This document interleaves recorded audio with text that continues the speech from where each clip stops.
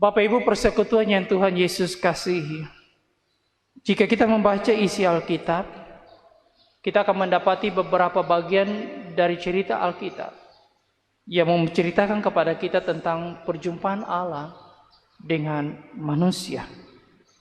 Dan perjumpaan Allah dengan manusia itu dibuat Allah dengan berbagai macam cara. Dibuat Allah dengan caranya Allah, kehendak Allah yang terjadi dan berlaku atas hidup manusia. Dan ini menjadi sebuah tanda tanya bagi kita manusia saat ini.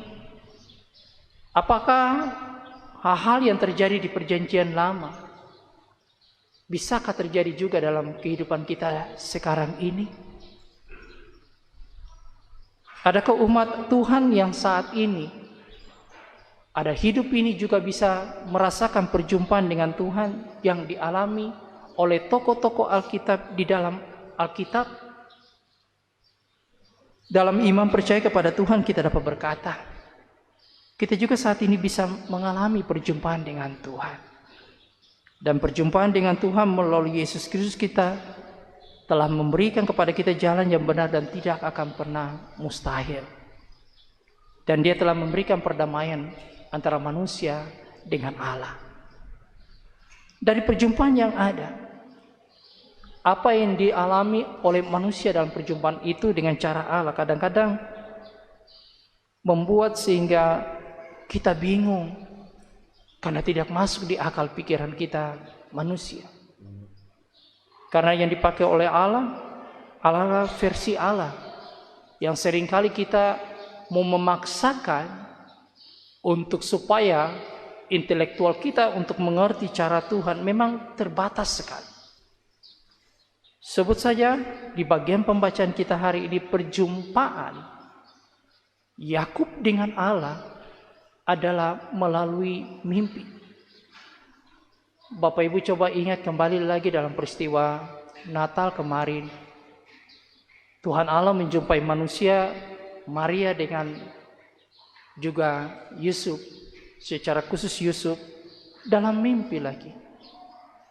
Tuhan Allah berjumpa lagi lewat malaikat dengan para orang Majus juga di dalam mimpi. Dan apapun yang dinyatakan oleh Tuhan, itulah cara Tuhan untuk menyatakan yang terbaik kepada manusia dan ingin memakai manusia sebagai alat keselamatan. Sebut saja ketika Allah menyatakan lewat mimpi kepada Yusuf, Allah memakai Yusuf. Allah juga memakai orang Majus. Dan lewat bagian pembacaan kita hari ini juga diceritakan bahwa hal ini terjadi juga lewat mimpi pertemuan perjumpaan Tuhan dengan Yakub. Akibat daripada pertemuan itu, maka terjadi sebuah komitmen. Dan ketika terjadi sebuah komitmen, Tuhan tidak pernah meninggalkan seseorang ketika dia dipakai oleh Tuhan. Ketika Tuhan punya rancangan indah bagi dirinya, maka janji penyertaan Tuhan akan terjadi bagi manusia tersebut. Di bagian cerita kita ini, Yakub punya persoalan. Dia telah berbuat dosa terhadap bapaknya dan terhadap saudaranya Esau, maka itu dia lari meninggalkan keluarganya dan dia ingin bebas. Karena ketakutan terus mengikuti dia. Dan dia ingin bebas daripada semua itu. Dia berharap bahwa dia tidak akan pernah bisa lagi bertemu dengan bapaknya maupun juga saudaranya Esau. Karena berkat yang diberikan dan dinyatakan oleh Ishak yang sebenarnya kepada Esau telah diambil oleh Yakub. Dan ini menjadi kekejian bagi Esau sehingga Esau berikhtiar untuk membunuh Yakub. Maka Yakub pun pergi lari meninggalkan mereka. Tapi saat itu ketika dia ada di Luz yang sesudah itu diganti dengan nama Betel, Yakub dalam perjalanan panjang yang dia jalan, tentu dia perlu beristirahat karena kecapaian. Dan dari kecapaian itu dia pun beristirahat tidur. Semua dalam rancangan Tuhan Semua dalam kehendak kemahakuasaan Tuhan Allah bagi Yakub untuk supaya realisasi janji keselamatan itu terjadi lewat Abraham, Ishak dan Yakub sampai kepada anak-anaknya, sampai di mana juru selamat dilahirkan lewat keturunan Daud. Dan Tuhan menyatakan yang terindah bagi Yakub dengan mimpi, di mana Yakub melihat ada tangga yang cukup panjang, dan itu menghubungkan antara langit dan bumi, dan malaikat itu turun naik. Dan ada suara menyatakan kepada Yakub dalam komitmen, dalam penyertaan, dalam kuasa Allah kepada Yakub secara khusus, bahwa apa yang terjadi bagi diri Yakub akan di mana Yakub mengalami sebuah pembaharuan dan akhirnya Yakub akan menjadi berkat. Kalau dipikir-pikir cerita ini, maka kita bisa pastikan kenapa Allah memakai seseorang yang berdosa, orang yang lari dari sebuah kesalahan, orang yang lari dari sebuah perbuatan yang tidak menyenangkan. Tetapi Allah memakai dia untuk sebuah janji keselamatan. Memang untuk memahami bagian ini kita sulit, tetapi itulah cara Allah untuk menyatakan sebuah janji keselamatan bagi manusia. Allah dengan caranya, kembali saya katakan, dia akan bertindak dalam kemahakuasaannya untuk memakai siapapun dia, termasuk di dalamnya adalah Yakub. Dan ketika Yakub dipakai oleh Tuhan, maka segala hal yang terjadi bagi diri Yakub itu ada penyertaan Tuhan baginya. Walaupun Yakub telah melakukan kesalahan, tetapi Yakub dibentuk oleh Tuhan dalam perjumpaan dengan Tuhan. Ketika dia ada di Betel, dia merasa bahwa ketika dia lari, dia sudah jauh dari Tuhan. Tapi tidak kenyataannya, karena Tuhan itu ada di mana-mana. Makanya itu dalam bagian pembacaan kita tadi bahwa Yakub menyatakan lewat bagian ini bahwa dalam ayat 16, sesungguhnya Tuhan ada di tempat ini dan aku tidak mengetahuinya. Artinya dalam ini sebuah pernyataan iman daripada Yakub. Yakub mau bilang Tuhan ada di tempat ini, tapi untuk mau melihat Tuhan, saya tidak bisa lihat itu, dan saya tidak bisa menemukan Tuhan dengan mata jasmani saya, tetapi saya rasakan kehadiran dia ada di tempat ini. Walaupun sebelumnya dia harus mengalami satu situasi hidup yang tidak menyenangkan, tapi dengan cara Tuhan menyatakan luar biasa. Maka itu ketika Tuhan memilih Yakub, dan dalam pemilihan itu, maka Tuhan menyatakan dalam janjinya untuk menyertai Yakub, untuk membimbing Yakub, untuk menolong Yakub, untuk menuntun Yakub kemanapun saja Yakub berada dalam realisasi janji keselamatan itu. Akhirnya komitmen Yakub untuk hidup dalam kehendak Tuhan, dan dalam ayat 20-22 diceritakan kepada kita, Yakub pun membuat sebuah nazar kepada Tuhan. Bapak Ibu kekasih Kristus, cerita Yakub memberikan sebuah inspirasi bagi kita untuk mengambil sebuah pelajaran penting. Apa terpenting bagi kita di minggu pertama, di hari minggu pertama ini, di tahun 2021? Pilihan Allah bagi kita manusia bebas, dan tidak bisa terkotak-katik, dan tidak bisa terbatas. Allah dengan caranya mau pilih orang bodoh kah, orang pintar kah, orang kaya kah, orang miskin kah, dan orang yang sederhana kah, tidak sederhana kah, dan lain sebagainya. Cara Allah, baik itu berdosa atau tidak berdosa, bebas dalam menentukan pilihannya, dan tidak bisa terkotak-katik oleh pikiran manusia. Dan ketika Allah buat itu, Allah menyatakan yang luar biasa, karena Allah menginginkan dalam rencana itu, ketika saya pakai seseorang ini supaya apa yang saya inginkan itu terrealisasi. Kadang-kadang dengan batas pikiran kita manusia, kita bilang, orang itu suka buat dosa, orang itu terpena begini, orang itu begitu dan sebagainya. Itu kan pikiran kita manusia. Tapi kadang-kadang Allah memilih seseorang, memakai seseorang dengan cara dia untuk supaya dia punya dia punya janji, dia punya realisasi kehendaknya itu terjadi atas diri dan hidup manusia. Untuk siapapun manusia. Sehingga ketika kita dipilih oleh Tuhan, dipakai oleh Tuhan, maka kita percaya bahwa sebenarnya kita tidak layak. Sebenarnya kita tidak masuk dalam perhitungan, tetapi Tuhan layakkan kita untuk ada dalam posisi janji keselamatan itu, supaya menjadi alat keselamatan itu bagi dunia ini. Dan itu termasuk di dalamnya adalah Yakub. Dan kita mau belajar bahwa siapapun dia, dalam rancangan tantangan kasih kuasa Allah di tahun 2021, ketika kita punya semua gambaran hidup di tahun 2021 ini dengan berbagai macam hal untuk kita inginkan, untuk kita harapkan, untuk kita butuhkan dan sebagainya, ingat, semuanya itu akan dibentuk oleh Tuhan. Akan dinyatakan terbaik oleh Tuhan bagi hidup kita. Dan ketika Tuhan memilih kita dan Tuhan punya rancangan bagi kita, itu luar biasa. Apalagi kita coba lihat, ingat-ingat tahun 2020. Ada banyak hal yang kadang-kadang Tuhan mau pakai Torah, kadang-kadang kita memberontak, menolak untuk bagian-bagian itu. Sehingga di bagian ini, ketika kita rasa Allah memakai kita dengan caranya, dengan kehendaknya, marilah kita membuka diri kita. Tapi ingat, kadang-kadang Allah membuat rancangan untuk memakai kita dengan Dia punya cara.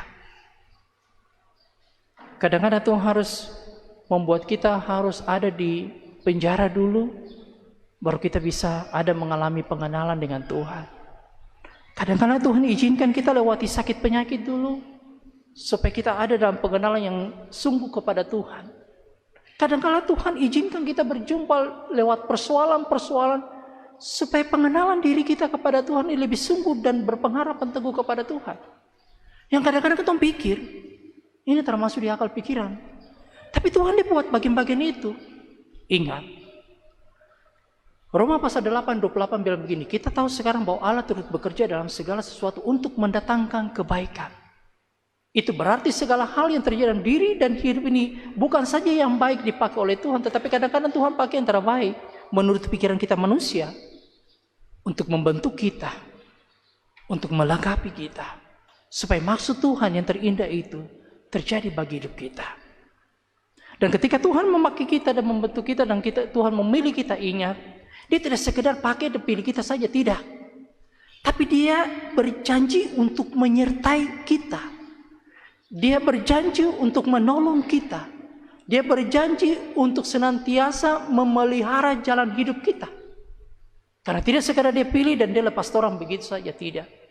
Tapi Dia berjanji Dia akan menyertai kita. Dan itu terbukti dalam bagian pembacaan ini ketika Tuhan memilih Yakub.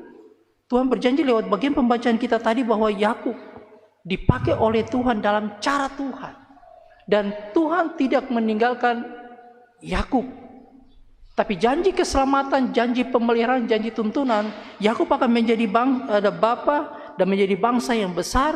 Dan di tempat di mana Yakub berada itu, keturunannya akan diberkati oleh Tuhan. Dan itu luar biasa. Dan bagian ini juga ya dan kekal abadi. Ketika Tuhan menyatakan, maka itu sesuatu yang ya dan amin dan abadi. Dan itu bukan bersifat sementara. Tapi apapun itu, Tuhan menyatakan yang terbaik dalam penyertaannya. Dan apa yang dialami oleh Yakub menjadi sebuah sukacita. Bahwa Tuhan tidak sekedar meninggalkan dia walaupun dia ada dalam sebuah perbuatan yang tidak menyenangkan. Tapi ketika dia dipilih oleh Tuhan, Tuhan menyatakan dalam penyertaannya bagi hidup Yakub, untuk memelihara jalan hidupnya, bahkan keturunannya diberkati oleh Tuhan. Di bagian ini kita belajar bahwa siapapun kita, mari kita tengok di 2020 kemarin. Apakah perjalanan hidup kita ini sesuai dengan apa yang Dia inginkan ataukah tidak? Apakah jalan hidup kita yang kita jalani di tahun 2020 dimaksudkan Tuhan terjadi bagi hidup kita, dan apakah kita jalani menurut yang dikehendaki Tuhan ataukah tidak? Tapi jikalau tidak, mari kita perbaharui semua yang diinginkan Tuhan bagi hidup kita, supaya kita melangkah di tahun 2021 ini dengan sebuah keyakinan, pengharapan sungguh kepada Tuhan.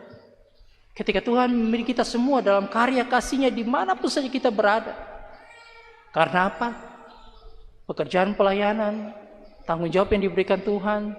Bukan saja Tuhan memilih kita yang ada sebagai pendeta, penatua samas, tapi kita semua yang ada dalam pekerjaan sekuler kita masing-masing, di tempat kerja kita dengan profesi kita masing-masing.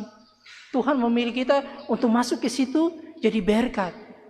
Tuhan memilih kita ada di tempat itu supaya kita berkarya jadi saksi bagi nama Tuhan. Dan ketika Tuhan memilih dan menyatakan itu bagi kita, Tuhan janji Dia tidak akan tinggalkan kita. Dia janji untuk pelihara kita, Dia janji untuk menuntun kita, Dia janji untuk menyertai kita. Itu janjinya. Dan dalam perjalanan 2020 kita sudah lewati. Kita masih di tahun 2021. Dan dalam 2021 ini, baiklah, di tangga ketiga ini, mari kita perbaharui semua hal hidup kita yang mungkin tahun 2020 kita belum selesaikan semua tanggung jawab kita. Karena ketika kita melangkah pada bagian ketiga, yaitu komitmen Yakub. Dalam bagian pembacaan kita disebutkan kepada kita bahwa ketika Yakub bertemu dengan Tuhan, dalam bagian itu dikisahkan dalam ayat 20 sampai 22, Yakub membuat nasar. Nasar itu disebutkan dalam ayat 22 bagian terakhir, dia persembahkan 1/10 dia. Dan itulah nasar Yakub. Ibu bapak kekasih Kristus, komitmen karena Tuhan telah menyertai, komitmen karena Tuhan telah memilih, komitmen karena Tuhan telah menyatakan yang luar biasa bagi hidup Yakub, maka dia punya berikutnya adalah dia memberikan yang terbaik untuk Tuhan. Di bagian ini Tuhan belajar.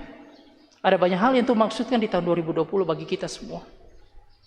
Mungkinkah ketika bagian ini menjadi sebuah perenungan bagi kita?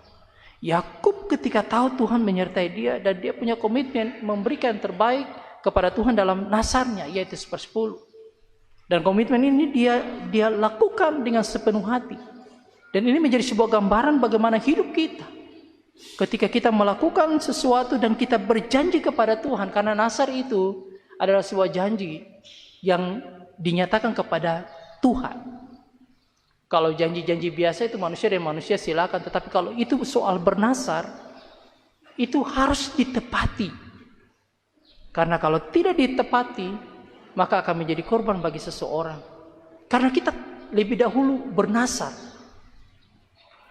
Mungkinkah di tahun 2020 Tuhan pernah ada nasar ke tidak dengan Tuhan? Mungkinkah di tahun 2020 Tuhan pernah ada janji dengan Tuhan ke tidak? Mungkinkah di tahun 2020 Tuhan pernah ada buat sesuatu dengan Tuhan ke tidak? Tuhan, kalau saya sembuh maka saya akan begini. Tuhan, kalau saya dapat uang saya akan begini. Tuhan, kalau saya begini saya akan kasih kau seperti begini. Tuhan, kalau saya anak-anak ini semua berhasil, saya akan ada dalam persekutuan pelayanan dan semua-semua. Mari kita renungkan 2020. Adakah janji dan nasar kita yang belum sempat kita bayar kepada Tuhan, belum sempat kita tepati dengan Tuhan? Nasar perlu kita tepati. Janji kepada Tuhan perlu kita realisasi. Yakub menyatakan kepada kita, di tahun 2021 juga, kita perlu membuat sebuah perjanjian dengan Tuhan. Untuk kita hidup menurut apa yang Tuhan kehendaki. Supaya hidup kita berkenan kepada Tuhan. Memang Tuhan masuk tahun 2021 ini, sebelum masuk 2021 Tuhan semua ada dalam ketakutan, kecemasan, khawatir, selalu ada tanya-tanya. Bagaimana nanti 2021 jalan hidup kita? Bagaimana Tuhan punya jalan, saya punya usaha, bagaimana saya punya pekerjaan, saya punya anak-anak, saya punya tanggung jawab ini di tahun 2021 masih saya bisa lakukan atau tidak? Itu ada pertanyaan banyak hal dalam diri kita. Tapi ketika kita melangkah, kita tahu bahwa Tuhan boleh izinkan kita seberang 2020 ke 2021. Dan kita ada di tangga 2021, di tangga ketiga hari ini. Kita perlu memperbaharui komitmen kita semua. Kalau kita pernah berjanji kepada Tuhan, tepatilah janji itu. Kalau kita pernah buat nasar dengan Tuhan, tepati janji nasar itu. Supaya tidak menjadi sebuah penghalang bagi berkat Tuhan nyata kepada kita semua. Ibu bapak kekasih Kristus, ya aku percaya Tuhan menyertai dia. Walaupun dia adalah orang yang berdosa, tapi yakin percaya Tuhan menyertai dia. Dan bagian ini menjadi sebuah pelajaran penting bagi kita bahwa ketika kita melangkah di tahun 2021, walaupun ada dalam ketakutan, orang bicara tentang COVID, orang bicara tentang kelesuhan ekonomi, orang bicara tentang bagaimana sosial politik, orang bicara tentang bagaimana kehidupan dalam segala hal yang terjadi di negara kita, di Papua dan sebagainya, membuat kita semua ada dalam ketakutan, membuat kita ada dalam segala kekhawatiran. Tapi ingat, Tuhan yang pegang hari esok. Tuhan yang pegang itu. Tentu terus takut. Bapak Ibu saya mau tanya, Bapak Ibu waktu malam tahun baru, Bapak Ibu dong kasih menyala-menyala petasan, kasih bunyi-bunyi meriam, dan sebagainya. Maksudnya apa? Gembira-gembira. Bapak Ibu tahu latar belakang kenapa orang bikin petasan, kasih bunyi-bunyi di akhir tahun?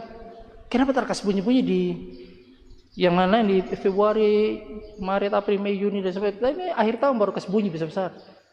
Apa maksudnya? Sukacita, gembira. Itu memang nomor 2 dan nomor 3. Nomor 1-nya, Bapak Ibu tahu jalan ceritanya. Itu salah satu kampung di Tiongkok, Cina. Kampung itu dia luar biasa, dia punya hasil sawah, padi. Tapi ketika pergantian tahun, di kampung itu mereka buat semua alat-alat yang pokoknya dimaksudkan untuk kasih bunyi. Di sawah, di rumah-rumah, pokoknya di kampung itu tepat jam 12 itu, di hari tanggal 31 itu, mereka harus kasih bunyi. Kasih bunyi semua, bunyi sampai besar, bunyi besar, gemerincing, lonceng semua, bunyi semua. Pengertiannya apa? Supaya hal-hal yang dong bilang yang terbaik itu hilang. Yang akan membuat mereka hancur itu hilang. Akan membuat mereka usaha itu macet, hilang semua. Dengan kata lain, dong mau supaya iblis ini lari terbiri-biri karena dengar bunyi-bunyi. Dengar bunyi-bunyi supaya semua ini yang bikin sampai usaha macet semua lari, semua pindah, semua lari, tidak ada di kampung itu. Pokoknya kasih bunyi semua, pokoknya kasih bunyi besar supaya pokoknya masuk tahun baru mereka penuh dengan sukacita. Dan itu yang melatar belakang sehingga dari Tiongkok itu keluar dari kampung itu semua merembes kepada negara-negara di Asia sampai ke Eropa, dan kita sampai sekarang ini di akhir tahun itu kita selalu kasih bunyi karena memang kita mau sukacita dan sebagainya. Tetapi di bagian-bagian itu supaya buang sial begitu, buang sial, maka itu mereka harus kasih bunyi besar-besar supaya iblis yang sial-sial bikin sial itu don lari. Itulah kepercayaan saat itu, sehingga sampai saat ini tongkat semua kasih bunyi-bunyi meriam, bukan karena buang sial toh, tapi karena sukacita toh. Karena iman kita tidak menjawab seperti itu, yang mode-mode begitu. Iman kita hanya kepada Tuhan Yesus yang ya dan amin, yang akan menyediakan terbaik bagi hidup kita. Bapak Ibu, kalau apalagi masuk tahun-tahun baru ini karena ketakutan. Tidak heran karena ada orang Kristen lagi, bukan Kristen, ada orang Kristen lagi yang kadang-kadang pergi ke paranormal. Bagaimana sampai usaha begitu tahun 2021 Bagaimana sampai jalan hidup di tahun 2021 mulai orang baca di baskom dengan air, mulai baca di jari tangan, mulai baca barang itu terada di bagian-bagian itu. Baru yang pergi-pergi juga itu orang Kristen lagi. Tuhan tidak ajar tong begitu, Bapak Ibu. Hidup kita diatur oleh Tuhan. Tuhan itu berjanji ya dan amin. Sekali dia berjanji tidak pernah ingkar janji. Oleh sebab itu Bapak Ibu, silakan dunia bilang tahun ini tahun yang penuh dengan kelesuan ekonomi. Tahun ini adalah tahun yang penuh dengan morat-marit, carut-marut sosial politik. Tahun ini tahun kesusahan. Tahun ini adalah tahun demonstrasi. Tahun ini adalah tahun pergumulan dan lain sebagainya, buat orang takut. Tapi saya mau bilang dalam nama Tuhan Yesus, sebagai orang Kristen kita mau katakan tahun 2021 tahun berkat untuk kita. Pegang bagian itu saja. Tuh sudah pernah Tuhan kasih izinkan tuh lewat semua, mulai dari tahun 98 reformasi dan semua ada kelesuan ekonomi, tapi Tuhan izinkan tuh lewat semua itu. Dan dia tertinggal dalam Torah. Dan bagian itu juga dia menguji Torah, apakah engkau tetap berpegang teguh kepada dia atau tidak. Uji dia. Dan dia akan menyatakan yang luar biasa bagi kita. Oleh sebab itu di hari yang ketiga, di minggu pertama ini mari kita belajar dari Yakub. Tuhan pilih dia, dan akhirnya Tuhan menyatakan penyertaan bagi dia, dan dia membuat sebuah komitmen, janji dia kepada Tuhan. Kita juga harus memperbaharui komitmen kita. Kalau tahun 2020 kita pernah membuat sebuah perjanjian dengan Tuhan, mari kita perbarui komitmen itu dan kita tepati janji itu. Supaya apa? Jangan berkat Tuhan itu terhalang oleh karena kita tidak menepati janji Tuhan. Tuhan memberkati kita. Amin.